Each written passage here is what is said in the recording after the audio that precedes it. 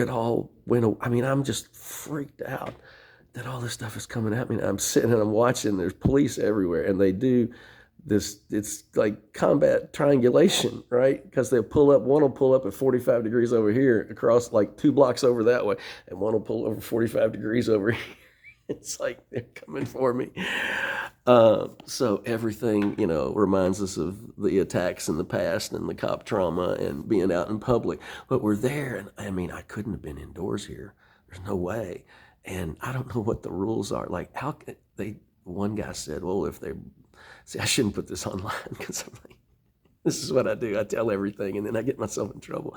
They're like, if they breathalyze you, they'll make you go to detox. And I'm like, alcohol's not my problem. I have physical problems and mental health problems, but alcohol ain't one of them. We use it medicinally and very effectively, and know what the fuck we're doing.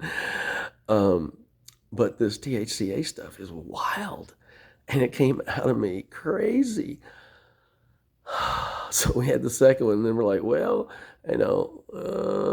we try to walk up that way, and there's nothing open out here, and it's miles between anything. And the Rallies was closed. The guy took pity on me and gave me a cup of ice water because I'm constantly thirsty. I'm like, kidney failure. I don't know what the symptoms are. That's one of the things, main ones. I don't know.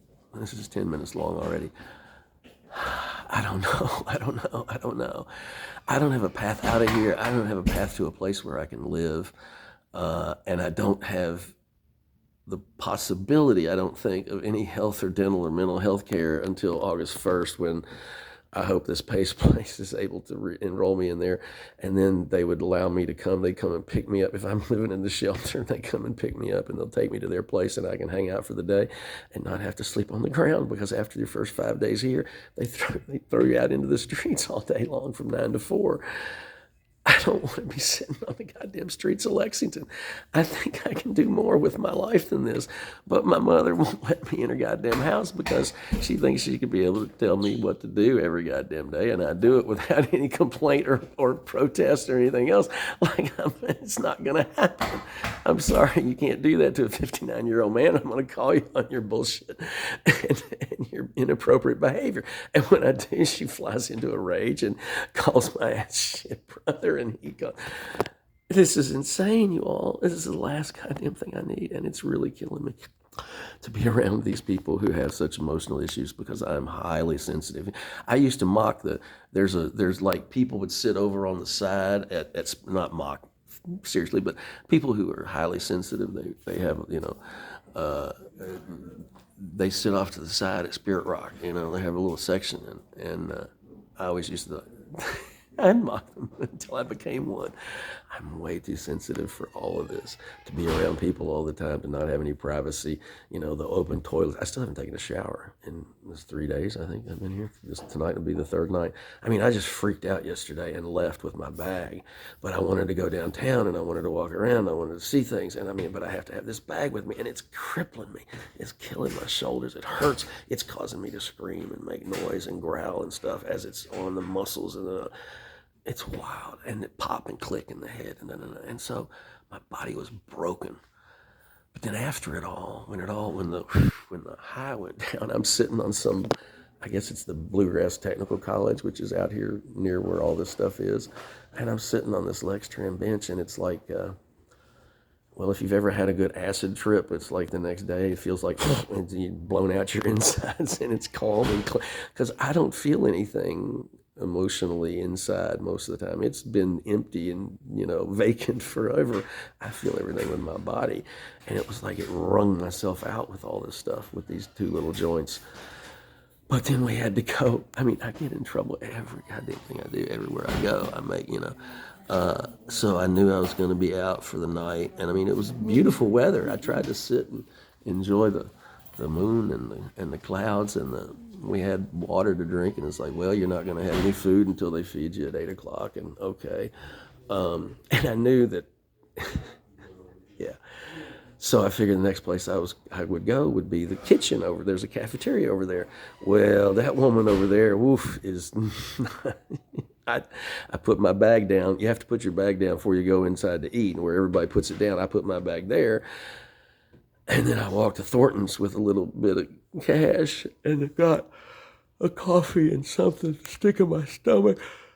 And then, I'm like, dumbass, I don't know why you're drinking a coffee at 2 a.m., but we were up all night, and I got maybe an hour of sleep, up against the wall of the cafeteria with my bag. Well, she came out raising hell because it was not permissible for me to be there and and telling somebody, hey, get up, you can't be here when the kitchen's open. And she's railing about somebody on somebody else's private property, and if you're sleeping there, that means you weren't in the home center, so you don't get breakfast. I mean, I was just like, holy fuck. I was just trying to like think through, my next step, and I didn't.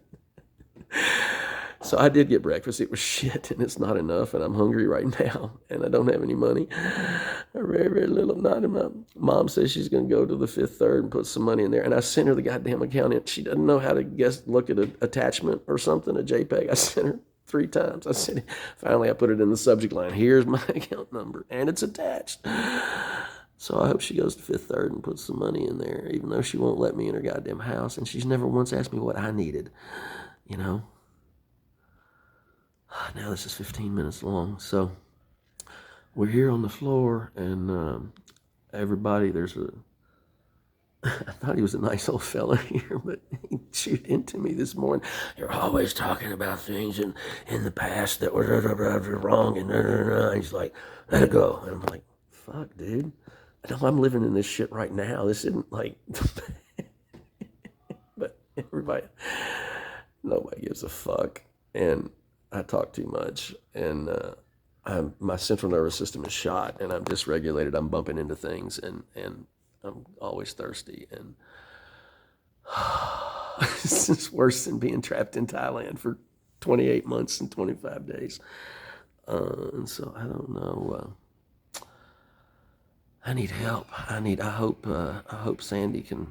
I'd love it if she came by for a visit. I'd see a friendly face and tell me we're on a path to getting me some health care. I'm in so much pain in the whole body, and it moves constantly like this. And every time I try to stand still, it jerks. I'm just standing outside and using the phone and trying, and it jerks, and like it moves. And so I'm not in control of my body or my mind a whole lot. And sleeping on these mattresses on the floor around people I don't know, it's all awful for me with my trauma history and the cops and the homelessness and living in my car and blah, blah, blah, blah. And, Thailand and being somewhere you don't want to be and and Mom would say, you did it to yourself. I mean, it's fucking wild. Okay, so you can believe that if you want. Why the fuck won't you help me give me what I need, which is a place to live? I mean, it took 300 emails in 2 years to get her to do what I asked her to do. And so I don't have any answers, y'all, but I'm struggling. I guess they're going to feed us, so we'll pick up our heavy ass bag. And, and I emptied this from the time I had this out when I left her house on 11/30/19. There was already too much shit and I couldn't lift it, and so we've gotten less and less and less stuff. And this is awful. This is awful for me. I mean, it's awful for all them too, but I'm really struggling, and I'd like to know that. I don't know how you find housing without a job, and I need a lawyer to get me SSDI, and I need a social worker or somebody to write a letter so that Kentucky Connect or whoever the hell they are will pay me food stamps because they won't do it. And it's like on and on and on. Everything I try to do, I can't get done, and I can't do it on my own, and I don't have any resources. I don't have a working phone. This phone doesn't work as a phone or text message. It only works on Wi-Fi for internet, and so I don't know, guys. Struggling.